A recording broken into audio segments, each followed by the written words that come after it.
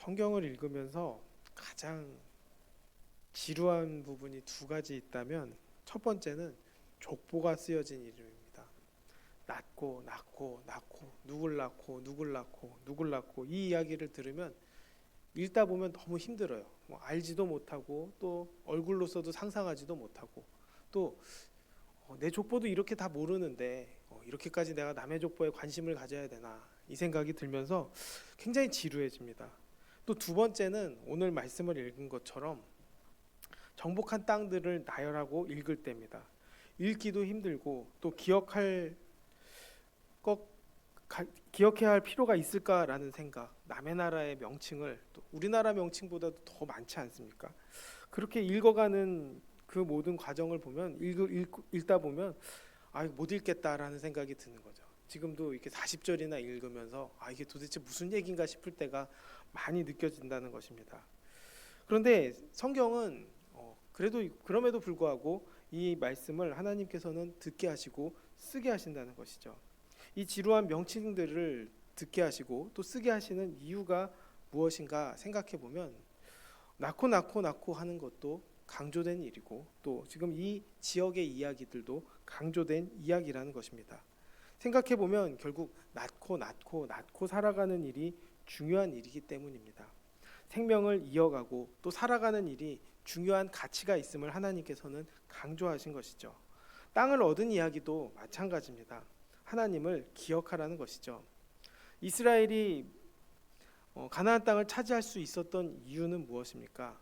자신들의 능력이 아닌 오직 하나님의 능력입니다. 하나님께서 건지시지 않으셨으면 그들은 평생 이집트의 노예로 살 수밖에 없었을 것입니다. 태어난 것 자체가 지옥이고 또 사는 것 자체가 지옥인 그들에게 하나님은 건져내셨고 또 인도하셨고 땅을 차지하게 하셨고 또 살아가게 하셨다는 것입니다. 이 모든 과정을 기억하게 하시는 것이죠. 그렇기 때문에 우리 입장에서는 그냥 땅의 이름들만 이야기한다면 그들은 이 이야기를 들었을 때 결국 다시 하나님께서 도우셨다는 것을 상기시키는 것이죠. 사실 그렇지 않겠습니까? 땅을 주시겠다 약속했을 때, 또 가나안 민족을 이기게 하시겠다 약속했을 때 그것이 믿어지지 않았을 것입니다. 믿지 못해서 광야 생활을 하지 않았습니까? 그런데 그들에게 계속 이러한 의심, 바로 이게 될까라는 이런 생각 속에서 이게 되는구나라는 그 확신과 믿음이 생길 수 있었던 이유가 무엇입니까? 결국 다시 상기시킨 것입니다. 뒤돌아봤더니 여전히 하나님의 은혜였고 하나님의 인도하심이었고 하나님의 도우심으로 이루었다는 것을 기억하는 것이죠. 결국 의심이 확신이 되는 새로운 경험을 하게 된다는 것입니다. 우리의 신앙생활도 그렇지 않습니까? 예수님 믿으면 어떻게 되는 거 아닌가? 또 어떻게 천국을 가는가? 보이는가? 이런 여러 가지 의심들이 우리에게 있지만 우리가 믿음 생활을 하면서 또 말씀을 읽으면서 또 삶을 살아가면서 뒤돌아봤을 때 경험은 무엇입니까? 하나님이 인도하셨구나. 또 하나님이 역사하셨구나. 그래서 내가 믿음으로 달려갈 수 있구나라는 확신을 경험하게 되는 것이고 그 확신을 가지고 달려가는 삶이 아니겠습니까? 결국 그 삶을 하나님께서는 원하고 계시고 인도하고 계시고 지금도 우리와 함께 이끌어가고 계시다는 것이죠. 유다 지파가 제비를 뽑은 땅은 사해 남단과 또 북단 끝으로 해서 서쪽으로 지중해까지 쭉 이은 직사각형의 모양의 땅입니다. 21절부터 62절은 유다 지파가 분배받은 땅을 크게 네 지형으로 구분해서 나누고 있습니다. 네겝, 바로 문자적으로는 남방 지역입니다. 또 평지, 그리고 산지, 그리고 광야입니다. 또 광야는 평지와 산지의 중간지대인 경사지를 이야기하는 말입니다. 이렇게 이들이 네 종류의 지역을 분배받을 때 그 성읍은 무려 120개가 넘습니다. 다른 지파들이 분배받은 성읍의 수가 20개 내외인 것을 비교하면 엄청나게 많습니다. 언뜻 보기에는 하나님께서 유다 지파에만 너무 특별히 특혜를 베푸신 것처럼 보입니다. 그러나 이들 지역이 어떤 땅인지 하나하나 살펴보면 결코 특혜가 아니라는 것을 보게 되는 것이죠. 사실상 광야와 산지 그리고 험악한 지형을 받았다는 것입니다. 그래서 쓸모 있는 땅을 받았다라고 이야기할 수 없는 것이죠.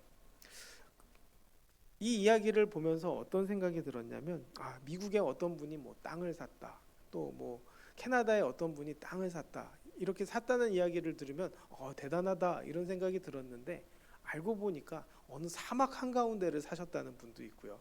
또 어떤 분은 그 눈이 많이 오는 지역을 잘못 샀다는 이야기를 들은 적도 있었습니다.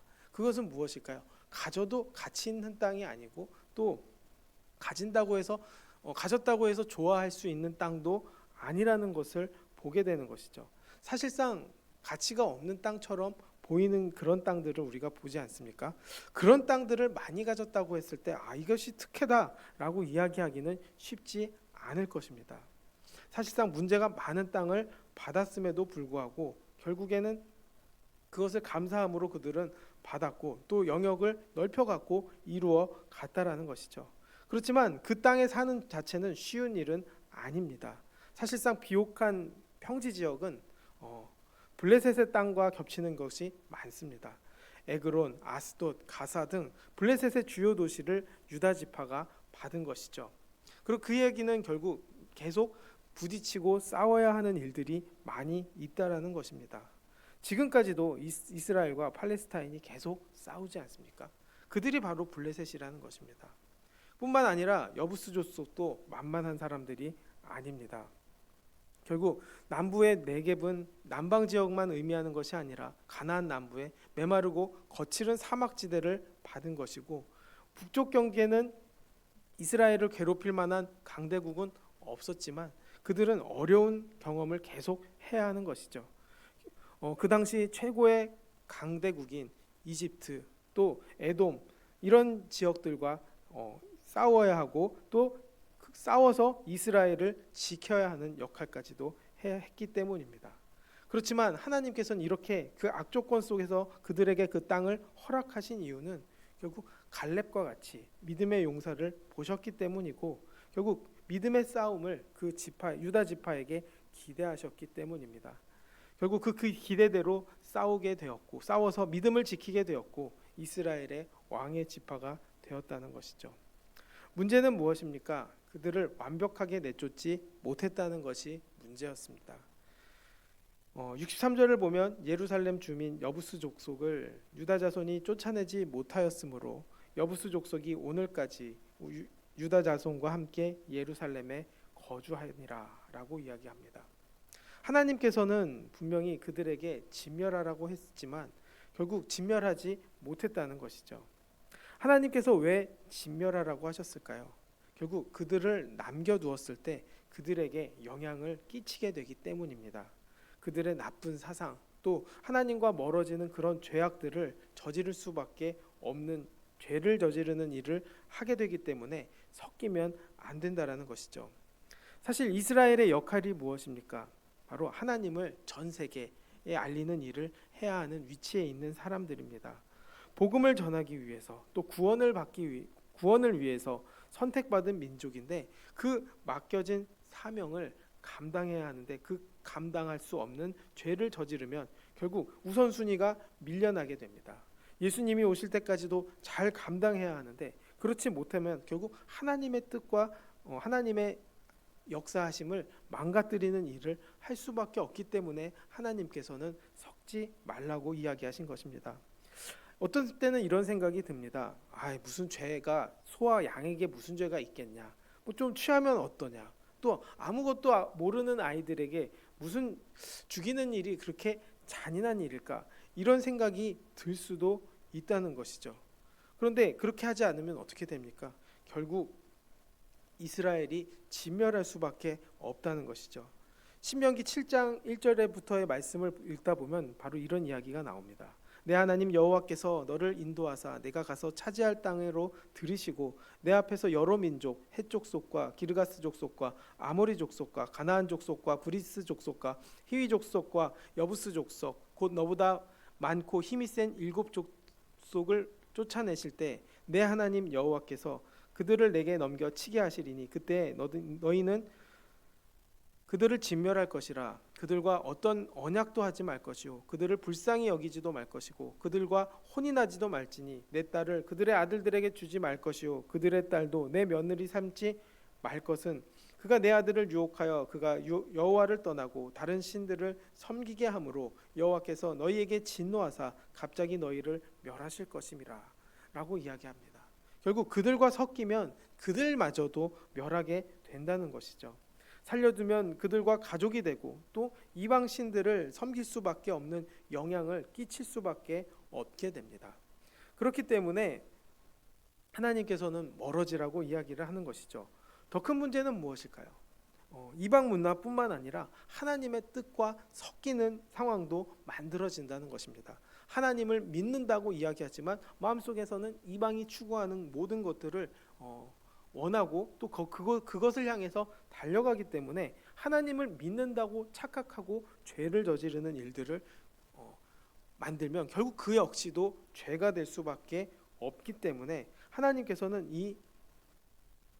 그 모두가 진멸할 수밖에 없는 그런 상황을 그들이 겪지 않게 하기 위해서 하나님께서는 섞이지 말라고 강조하는 것이죠. 결국 하나님께서 계속 강조하시는 이 말씀은 결국 그들과 섞이지 않는 것이 우선이고 하나님이 우선이 되는 것이 제일 우선이다라는 것을 강조하시는 것이죠. 그동안 얻은 땅들도 주님의 은혜고 또 이룬 일들도 주님의 은혜라는 것을 기억한다면 결국 하나님의 뜻을 따르는 것도 주님의 뜻이라는 것을 믿고 순종하기를 원하는 하나님의 역사하심과 인도하심과 부르심이라는 것이죠.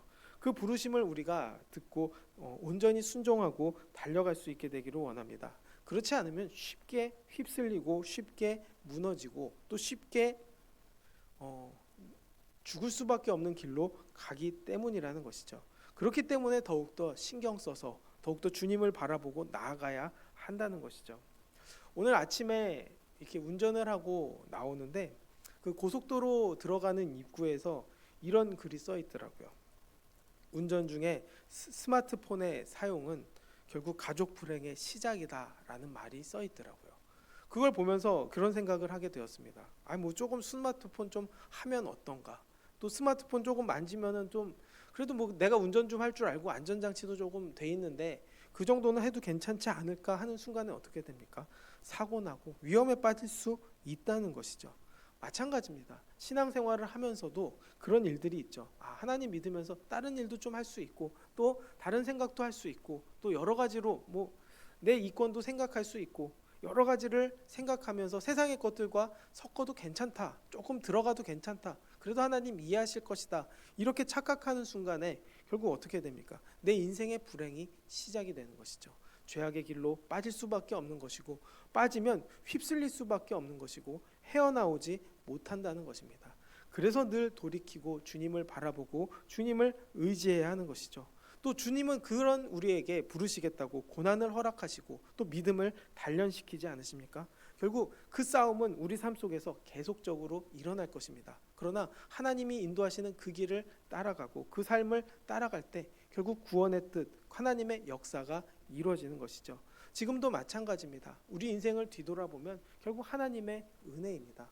땅을 허락받았고 또 어려운 자리에 들어갈 수도 있지만 그 모든 과정에서 하나님의 은혜와 사랑을 우리가 기억하기 때문에 지금 이 자리에 모여서 또 기도하고 또 하나님께 나아가지 않습니까? 결국 하나님께서 오늘 하시는 말씀은 결국 다시 돌이키라는 것입니다. 다시 의지하라는 것입니다. 온전히 순종하라는 것입니다. 그 순종을 통해서 하나님의 뜻을 이루기를 원합니다. 그리고 하나님의 역사를 만들어가게 되기를 원합니다. 그랬을 때 결국 이스라엘도 고생하지 않습니까? 결국 섞였다가 결국 이스라엘이 멸망하는 것을 우리가 봅니다. 그렇지 않기 위해서 다시 돌이키라는 것이죠. 또 하나님은 다시 강조하고 계시다는 것입니다. 우리가 이 믿음의 싸움을 늘 승리하게 되기를 원합니다. 사탄은 계속 공격할 것입니다. 또 섞이게 만들려고 노력할 것입니다. 그러나 그럴 때일수록 다시 돌이키고 주님을 바라보고 주님을 의지하고 주님을 상기하는 오늘 하루가 되기를 주님의 이름으로 축복하겠습니다. 기도하겠습니다. 사랑과 은혜가 많으신 아버지, 결국 하나님밖에 없습니다. 하나님의 은혜입니다. 지금까지 지내온 것 다 하나님의 은혜라는 것을 우리가 다시 생각하게 됩니다. 땅을 분배하시고 땅을 허락하시고 또 그 땅에서 살아가게 하시고 또 그 역할을 감당하게 하신 것도 하나님의 은혜이고, 또 우리가 그 말씀을 지킬 수 있는 것, 들을 수 있는 것, 하나님의 뜻을 이루는데 감당하는 그 역할을 하는 것도 하나님의 은혜입니다. 그 하나님의 은혜를 늘 생각하고 늘 주님께 돌이켜 주님 뜻에 순종하는 우리 모두가 될 수 있게 인도하여 주시옵소서. 그 받은 축복을 세어보고 받은 축복들을 기억하고 믿음으로 굳건히 나아갈 수 있는 우리 송도 좋은 교회 식구들 될 수 있게 주님 함께하여 주시옵소서. 모든 영광 주님께 돌리며 예수님의 이름으로 기도드렸습니다. 아멘.